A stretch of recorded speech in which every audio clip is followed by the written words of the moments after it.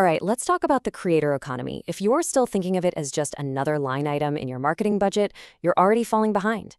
In the next few minutes, we're going to break down why, by 2026, this won't just be part of your strategy. It's going to be your core growth engine. Let's dive in.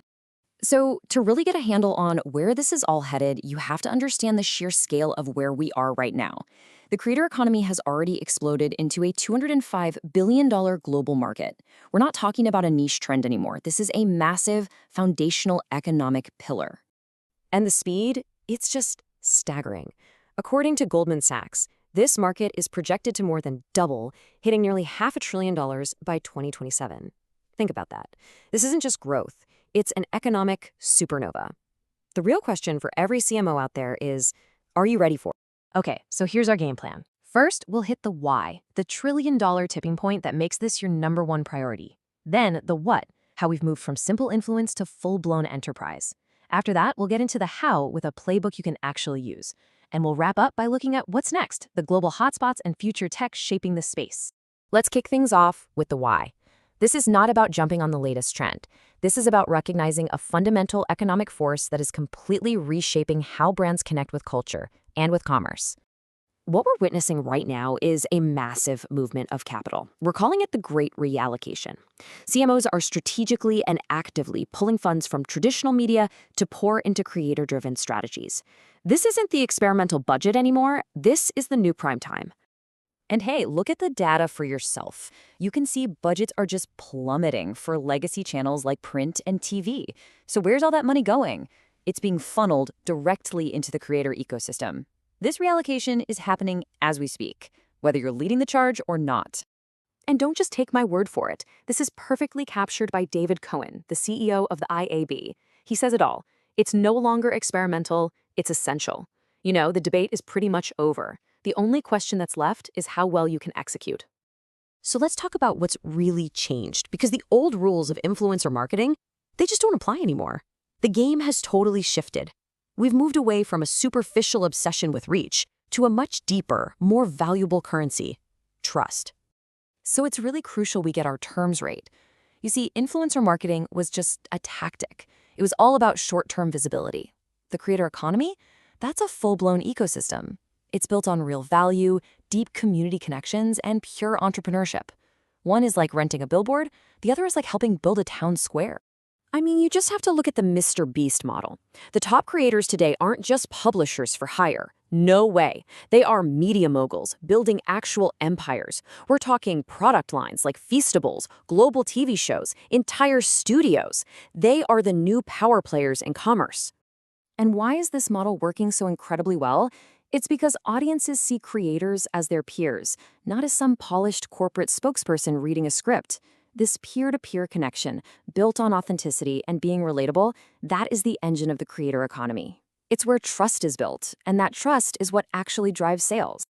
And the data here is just undeniable. Look at micro-creators, the ones with smaller, more niche communities. They deliver engagement rates that are 2, 3, even up to 7 times higher. Why? Because their trust factor is through the roof. They're seen as a relatable friend, which makes their recommendation feel like a genuine tip, not a paid celebrity ad. Okay, so that brings us to the most important part of this whole thing, the how. How do you do this? Let's walk through a clear, actionable framework you can use to build your own creator strategy for 2026. The easiest way to think about this is like a 4-step ladder. You start with simple tactics and move all the way up to really deep integrated partnerships. You start at amplify, then you climb to convert, up to engage, and finally you reach innovate. Step 1 is amplify. This is all about performance. The tactic is pretty straightforward. You license creator content for your paid ad campaigns. A brilliant example is Unilever's verified campaign for Vaseline. They used authentic creator videos and drove over 136 million views, giving their ads instant credibility at a massive scale. Your main metric here is earned media value. Step 2 is convert, and this is where we get into driving direct sales. The key tactic here is social commerce and live selling. Think of L'Oreal's Super Brand Day, where they generated over £770,000 in a single day. The goal is simple: turn those views directly into transactions. And your hero KPI here is gross merchandise value, or GM. Now we get to step 3, engage. This is where you go beyond one-off posts and start building a loyal, returning audience. How? By funding creator-led content series. Remember the McDonald's Grimace Shake Challenge? That wasn't just an ad. It became a piece of viral cultural theater, created and shared by millions. Here, you're measuring success with things like watch time and completion rate. And at the very top of the ladder, step 4, innovate. This is true co-creation. This is where you partner with creators to design and launch brand new products. A really cool forward-looking example is MasterCard's AI Studio, which used creator insights and tech to develop new card designs. When you nail this, your ultimate sign of success is how fast that product flies off the shelves. That's your KPI, sellout speed. All right, let's zoom out now and look at the bigger picture, because this is not just a Western thing. We're going to take a quick world tour to see how different regions are shaping the future, often driven by huge government initiatives and incredible new tech. First stop, the Middle East. Dubai has aggressively made a play to be a global capital for creators. They host the 1 Billion Followers Summit, which is the world's largest gathering of its kind. It's all backed by this strategic vision to become a living laboratory for content innovation. And it's not just Dubai. Over in Riyadh, Saudi Arabia's massive Vision 2030 plan has put the creator ecosystem front and center as a way to empower youth and diversify their economy.